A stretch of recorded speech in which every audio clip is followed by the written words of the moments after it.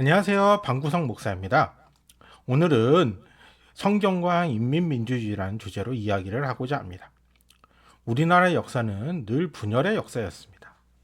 고조선 이후 여러 부족국가, 삼국시대, 발해와 통일신라의 남북국 시대, 통일된 고려와 조선이 건국되었음에도 그들은 정치적으로 내부에서 끊임없이 분열하였고 대한민국 건국도 자유우파와 공산자파의 분열로 인해 다시 남북으로 갈라지게 되었습니다.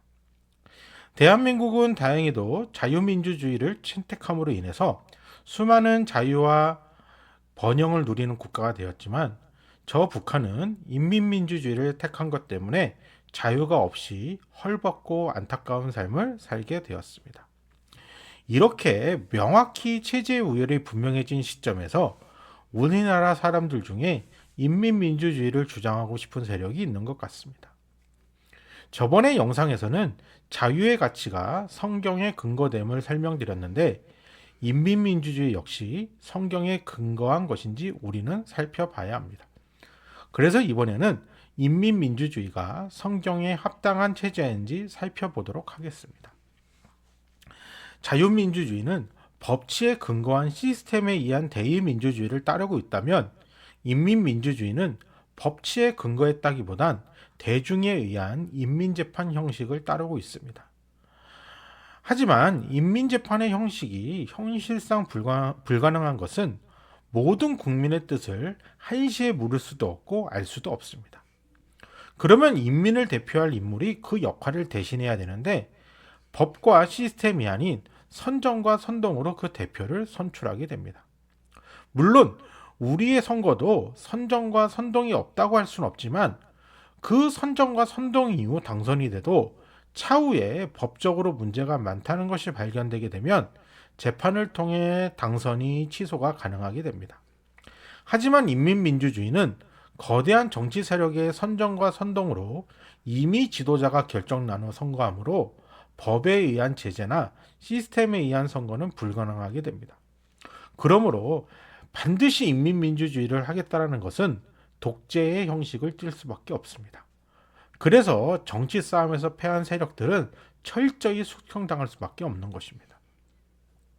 그럼 여기서 가장 중요한 요소가 무엇이냐?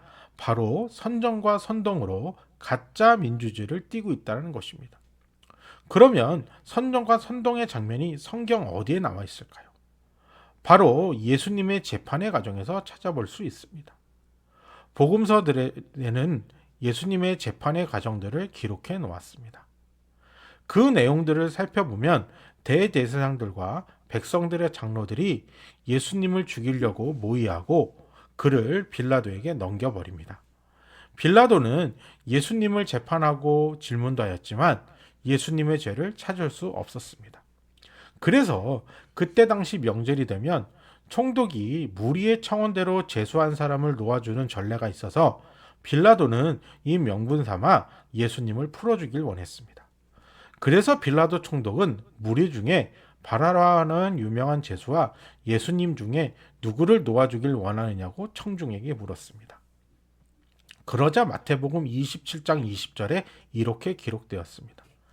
대제사장들과 장로들이 무리를 권하여 바라바를 달라하게 하고 예수를 죽이자 하게 하였더니, 이 구절로 보아 대제사장들과 장로들은 무리를 선전하고 선동하여 자신들이 원하는 바를 이루도록 여론을 만들었습니다.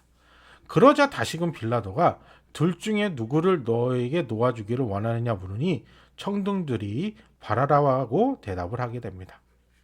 이를 본 빌라도는 자신이 죄 없는 예수님을 풀어줬다가는 종교 지도자들의 선정과 선동으로 무리들을 충동시켜 폭동을 일으킬 수 있음을 느낄 수 있습니다.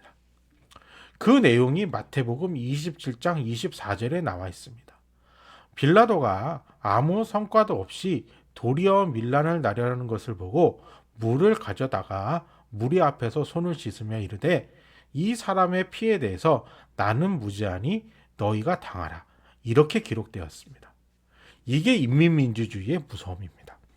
분명 법에 의해서는 예수님이 죄가 없다는 것이 명백했지만 선정과 선동으로 인한 폭동의 우려 때문에 빌라도는 예수님을 죽이기로 결정한 것입니다.